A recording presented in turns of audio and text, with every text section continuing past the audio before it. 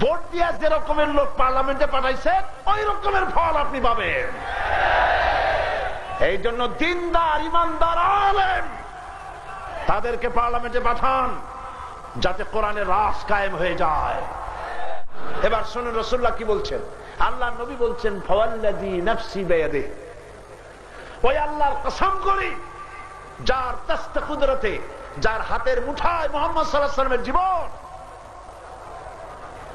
লা তা'মুরুন্না বিল মারুফ ওয়া লা তানহাউন্না আনিল মুনকার, তোমাদেরকে অবশ্যই ভালো কাজের আদেশ করিতেই হইবে, তোমাদেরকে অবশ্যই অন্যায় কাজ থেকে মানুষদেরকে ফিরাতেই হইবে।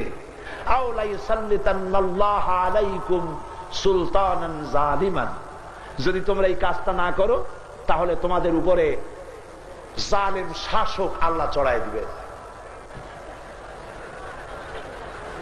তোমাদের উপরে তোমার দেশের সবচাইতে দুশ্চরিত্র লোকগুলি তোমাদের শাসক হয়ে বসবে। সুম্মা ইয়াদউহু খিয়ারাকুম, এরপরে তোমার দেশের ভালো মানুষেরা আল্লাহর কাছে যত দোয়া করুক, ফালা ইউস্তাজাবা লাকুম, আল্লাহর কাছে দোয়া মঞ্জুর হবে না।